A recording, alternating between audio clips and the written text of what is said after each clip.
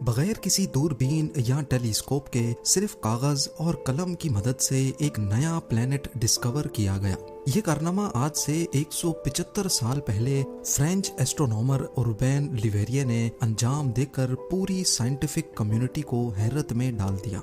लेकिन आखिर कैसे? ज़ेम टीवी की वीडियोस में एक बार फिर से खुशामदीद। नाजरीन, इस कहानी की शुरुआत एक सेब से होती है जो मशहूर ज़माना फिजिसिस्ट सर आइजैक न्यूटन के सामने दरख्त से टूटकर जमीन पर गिरा था। ये मंजर देखकर वो गहरी सोच में पड़ गए कि आखिर सेब टूटकर साइड पर या ऊपर क्यों नहीं गया, सीधा नीचे ही क्यों आया। इसी वाक़े की बुनियाद पर उन्होंने यूनिवर्सल ग्रेविटेशनल लॉ बनाया, जिसके मुताबिक स्पेस में कोई भी दो ऑब्जेक्ट्स आपस में एक दूसरे को अट्रैक्ट करते हैं। जिसका मास ज्यादा होगा उसकी ग्रेविटी भी ज्यादा होगी और वो छोटे मास को अपनी तरफ अट्रैक्ट करेगा। इस अट्रैक्शन को कुव्वते कशिश या फिर ग्रेविटी कहा जाता है। यही ग्रेविटेशनल लॉ सिर्फ हमारी दुनिया तक ही महदूद नहीं है, बल्कि ये पूरे सोलर सिस्टम और यूनिवर्स पे भी अप्लाई होता है। इसकी सबसे बड़ी और आसान एग्जाम्पल हमारे सोलर सिस्टम की है। सूरज के गिर्द घूमने वाले तमाम प्लैनेट्स सूरज से छोटे हैं, इसी वजह से वो इसकी तरफ अट्रैक्ट होते हैं और एक खास ऑर्बिट में इसके गिर्द चक्कर लगाते रहते हैं। हमारा चांद भी इसी ग्रेविटेशनल लॉ के तहत जमीन के गिर्द चक्कर लगाता है। जमीन जो चांद से कई गुना बड़ी है, वो चांद को अपनी तरफ अट्रैक्ट करती है। दूसरी तरफ चांद बेशक ही छोटा है, लेकिन कुछ न कुछ ग्रेविटी उसकी भी है। चांद की ग्रेविटी इतनी तो नहीं है कि वो अर्थ को अपने ऑर्बिट से हिला सके, लेकिन वो समंदर के पानी को अपनी तरफ खींचती है, जिसकी वजह से समंदर में लहरें पैदा होती हैं।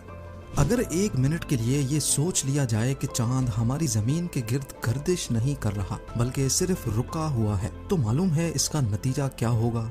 चंद मिनटों में ही चांद हमारी जमीन से आ टकराएगा। जी हाँ, जहाँ अर्थ की ग्रेविटी उसको अपनी तरफ खींचती है, वहीं उसके ऑर्बिट करने की वजह से, गोल चक्कर लगाने की वजह से एक फोर्स पैदा होती है जो इसको बाहर की तरफ धकेलती है। इस फोर्स को सेंट्रीफ्यूगल फोर्स कहा जाता है।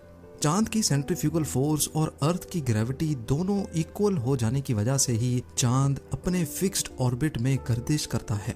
इसी तरीके से ही तमाम प्लैनेट्स भी सूरज के गिर्द ऑर्बिट करते हैं। न्यूटन के इस ग्रेविटेशनल लॉ पे कई एक्सपेरिमेंट्स हुए, रिसर्च हुई और ये साबित हुआ कि हमारी कायनात का पूरा निज़ाम इसी लॉ पे डिपेंड करता है। ये बात हो रही है साल 1840 की, जब हमारे सोलर सिस्टम का आखिरी प्लैनेट यूरेनस हुआ करता था। हमारे अर्थ से 4 गुना बड़ा ये प्लैनेट कुछ ही अरसे पहले 1781 में एक टेलीस्कोप की मदद से डिस्कवर किया गया था। लेकिन इस प्लैनेट के इस सैयारे के ऑर्बिट में एक अजीब सी गड़बड़ नोटिस की गई। गड़बड़ ये थी कि ये न्यूटन के ग्रेविटेशनल लॉ पे पूरी तरह अमल नहीं कर रहा था। ये अपने ऑर्बिट में एक खास पॉइंट पे आकर अपने आप इधर उधर होने लगता। ग्रेविटेशनल लॉ जिसकी वजह से पूरी यूनिवर्स का सिस्टम चल रहा है, भला सिर्फ एक प्लेनेट उसके खिलाफ कैसे काम कर सकता है। पूरे 60 सालों तक दुनिया भर के एस्ट्रोनॉमर्स यूरेनस के इस अनोखे अमल को देखकर परेशान थे। इनमें एक फ्रेंच एस्ट्रोनॉमर उर्बैन लिवेरिये भी थे। वो सारी रात यूरेनस को स्टडी करते रहते, लेकिन उसका ग्रेविटेशनल लॉ के अगेंस्ट हरकत करना और अपने ऑर्बिट से निकल जाना उनकी समझ से भी बाहर था। लिवेरिये का कहना था कि ऐसा सिर्फ एक कंडीशन में मुमकिन हो सकता है कि जिस पॉइंट पे यूरेनस अपने ऑर्बिट से निकलकर ऊपर नीचे मूव करता है, वहाँ उसके करीब कोई बहुत बड़ा मास या प्लेनेट हो। लेकिन मसला तो यही था कि किसी को भी उसके आसपास कोई प्लेनेट नजर नहीं आ रहा था। हत्ता के कुछ एस्ट्रोनॉमर्स ने तो ये भी कहना शुरू कर दिया कि न्यूटन के ग्रेविटेशनल लॉ में कोई चीज मिसिंग है, शायद ये लॉ ही गलत है। लिवेरिये, जिन्होंने अपनी ज्यादातर जिंदगी स्टार्स और प्लेनेट पर रिसर्च करके गुजारी थी, वो अपनी बात पर डटे रहे कि ग्रेविटेशनल लॉ बिल्कुल सही है और यूरेनस को कोई दूसरा प्लेनेट अपनी तरफ अट्रैक्ट कर रहा है। 23 सितंबर 1846 की रात को लिवेरिये मामूल के मुताबिक दोबारा आसमान की तरफ देखकर गहरी सोच में मुब्तला थे।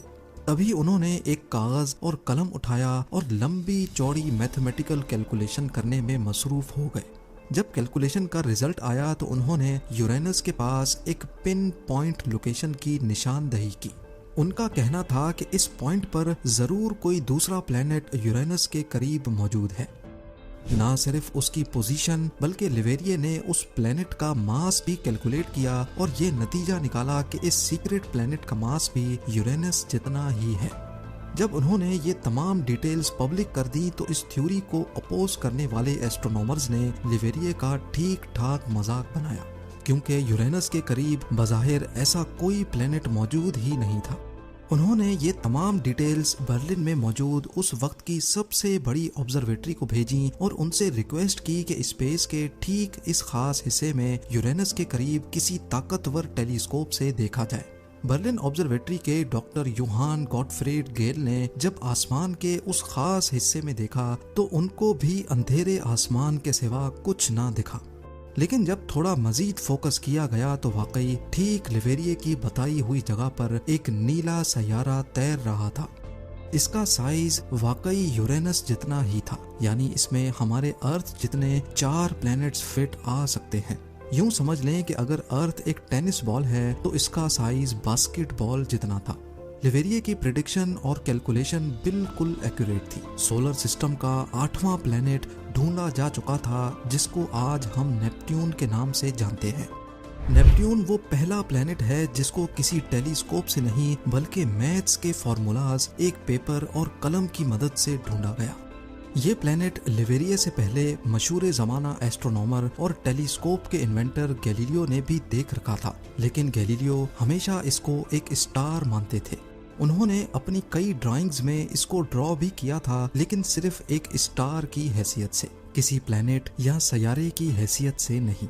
यही वजह थी कि इसको डिस्कवर करने का सारा क्रेडिट गैलीलियो के बजाय लिवेरिए के पास ही गया।